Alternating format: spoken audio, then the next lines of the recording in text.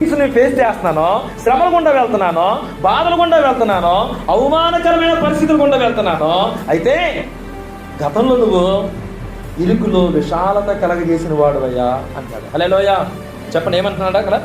ఇరుకులో విశాలత కలగజేసిన వాడువు, కలగజేసేవాడువా, కలగజేసిన వాడువా?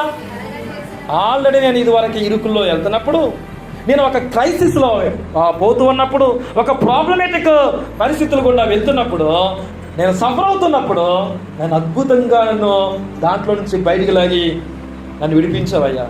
ఒకప్పుడు నేను నా యొక్క ఏడుపును చెప్పండి నాట్యంగా మార్చావు.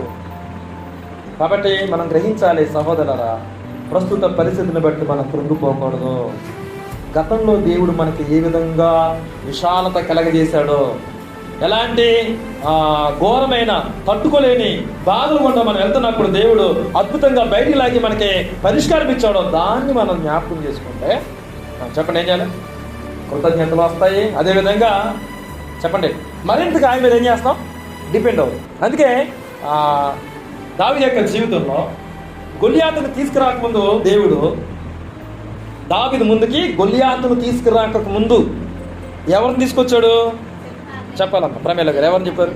ఎవరిని తీసుకొచ్చాడు? ఆయన గొర్రెలు కాసుకొని చూడగా సింహం వచ్చేసింది, ఎలుగుబంటి వచ్చేసింది.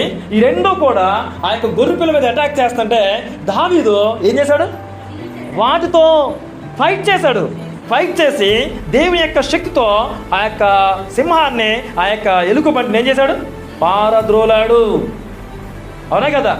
ఆ ఎక్స్పీరియన్స్, ఆ యొక్క అనుభవము, గత కాలంలో ఉన్న దావీదు యొక్క అనుభవము ప్రస్తుత కాలంలో ఉన్న గొలియాతుని జయించడానికి ఉపయోగపడిందా లేదా? హల్లెలూయా. అందుకే మనం అర్థం చేసుకోవాలి, కొన్ని పరిస్థితులు దేవుడు మనకి ఎందుకు ఎలా చేస్తాడో మనకి ఇప్పుడు తెలియదు, తర్వాత అర్థమవుతుంది అనమాట. ఇప్పుడు ఎందుకు ఈ బాధ, ఎందుకు ఇప్పుడు ఇంత నేను ఏడుస్తున్నాను, ఎందుకు నేను ఇంత బాధపడుతున్నాను అనే విషయాలు ఇప్పుడు అర్థం కావు, తర్వాత అర్థమవుద్ది. ఓహో, అందుకు దేవుడు నాకు కొన్ని అనుభవాలు నాకు ఇచ్చాడా, కొన్ని ఎక్స్పీరియన్సెస్ దేవుడు నాకు దయచేశాడా, ఇప్పుడు ప్రజెంట్ ఉన్న పరిస్థితిని తట్టుకోవడానికే చెప్పండి దేవుడు నాకు గతంలోనే ఆయన ఎంత గొప్పవాడో, ఆయన ఎంత శక్తి కలిగిన వాడో నాకు నేర్పించాడు. చెప్పండి, ఆయన ఎవరండి?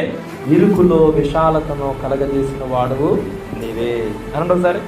ఇరుకులో విశాలతను కలగజేసిన వాడు నీవే అని మనం గ్రహించినప్పుడు ప్రస్తుత కాలాన్ని బట్టి మనం మరింతగా దేవుని మీద ఆధారపడతామో, ఆయన గత కాలంలో చేసిన మేలుని బట్టి ఆయనకి కృతజ్ఞతాస్తుతులు చెల్లిస్తాము.